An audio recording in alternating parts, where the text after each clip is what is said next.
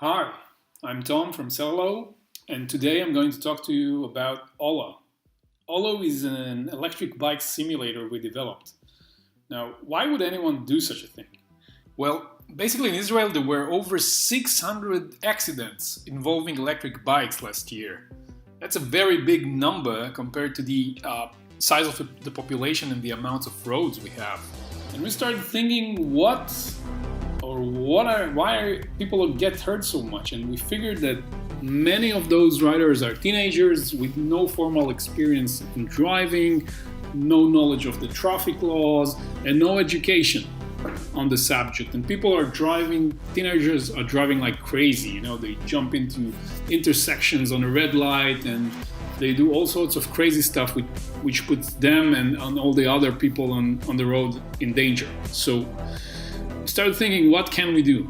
And we came up with the idea of building an educational simulator for electric bikes, where you can roll it into a classroom full of teenagers in high school and just let them ride one by one on this electric bike simulator and experience how dangerous it is to ride an electric bike, especially if you're not paying attention, especially if you're concentrating on your smartphone or doing all sorts of things while riding.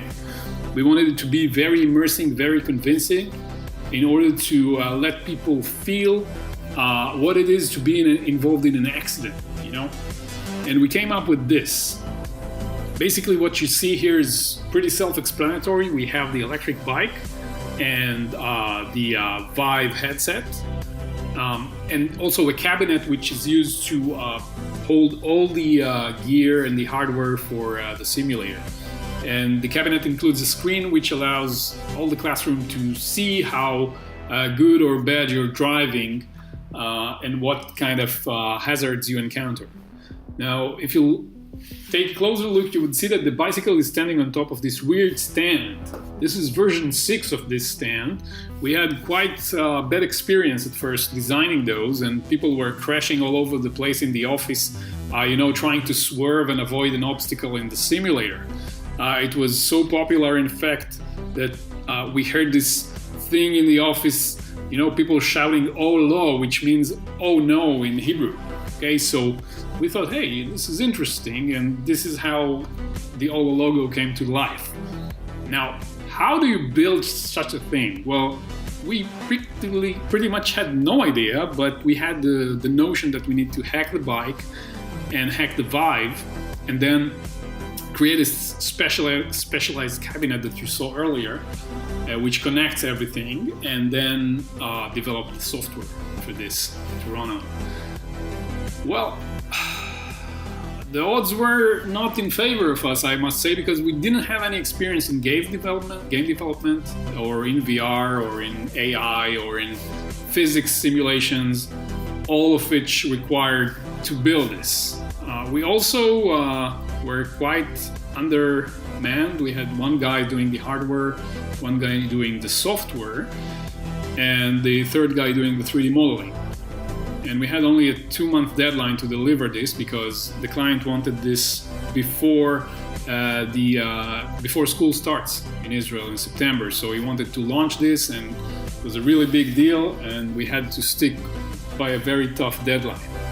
So we actually entered the office on Sundays with a backpack and just stayed until Thursday night, working 18 hours a day, sleeping by the simulator on the sofa.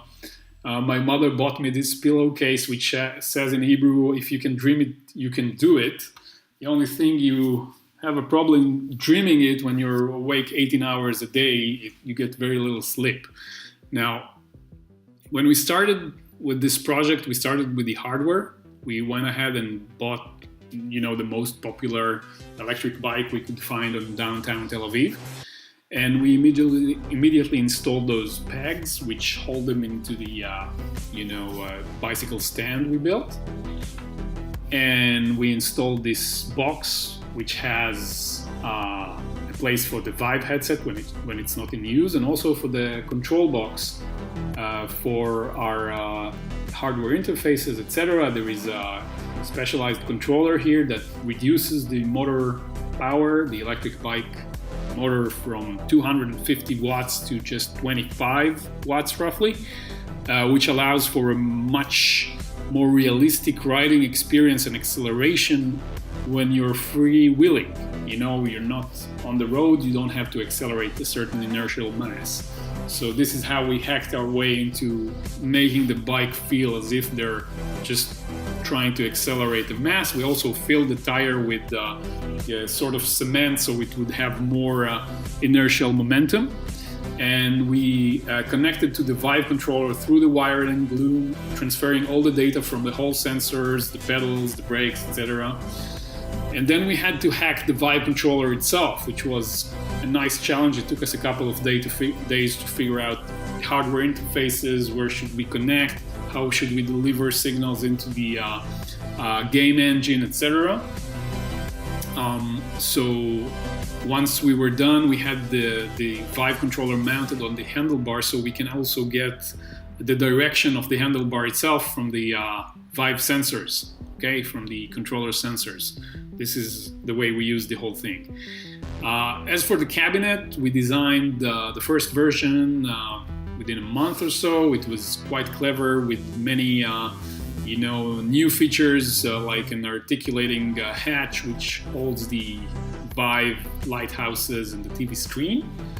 However, when we wanted to produce this, the subcontractor told us it's going to take a month. And we were very, very short on time, and it became very unrealistic to manufacture this cabinet. So we went on with plan B, which is like a projector thing mounted inside the cabinet. That turned out to be also impractical to manufacture within the time frame. So within 24 hours, we designed this, which is a cabinet made out of prefab aluminum extrusion profiles. We could just cut and mill them to our liking. And that's how we came up with this design. It holds the bicycle stand and it holds the lighthouses very, very rigidly because they are very sensitive. So this is what we went on. It took us less than a week to manufacture this, and we moved on to develop the software. Now here we went with the natural choice, which is Unity. However, we had a lot of performance issues, mainly with the VR, mainly with the frame rate. We were trying to do the high performance task of building an entire city with the cars, with the people, with the buses, etc., and trying to run the whole thing. On the fastest hardware money can buy, it still lagged. It was not hitting 90 FPS, And as they say in SpongeBob, one eternity later in this project timeline, it's like 2 weeks later, we had zero progress, And we looked around and we found this, Unreal Engine. We never actually experienced it. And we said, hey, what the heck, we have nothing to lose by now. So let's give it a shot.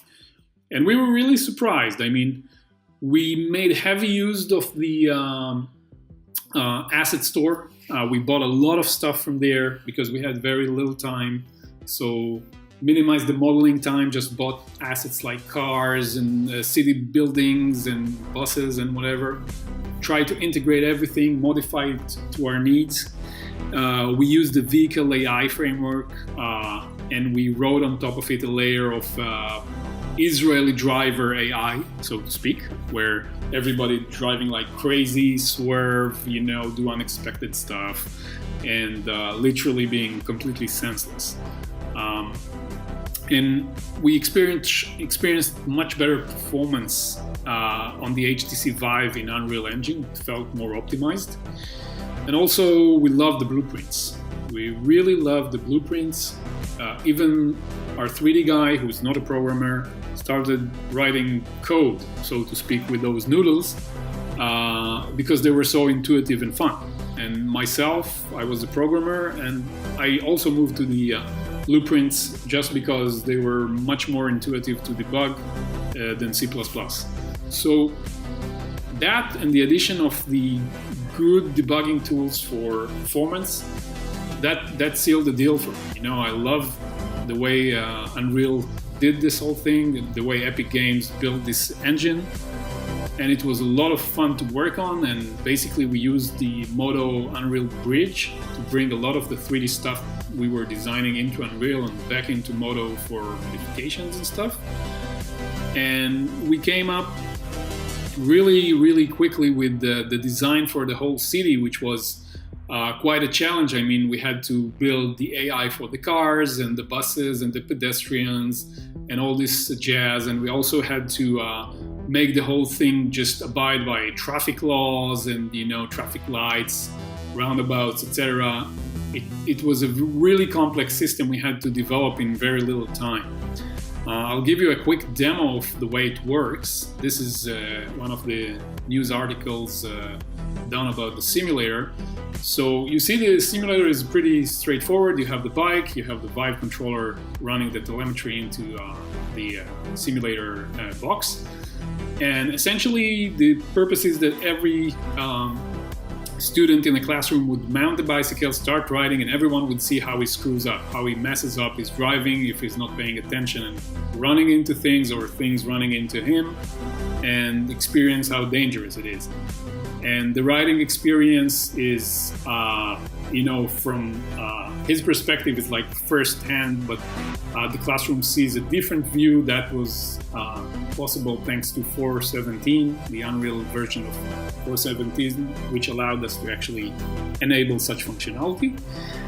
And we got a lot of positive press about this. This is running and trending very strongly in Israel right now, the whole simulator story, and we got front pages in news outlets, etc. So I think this is going to help a lot of people.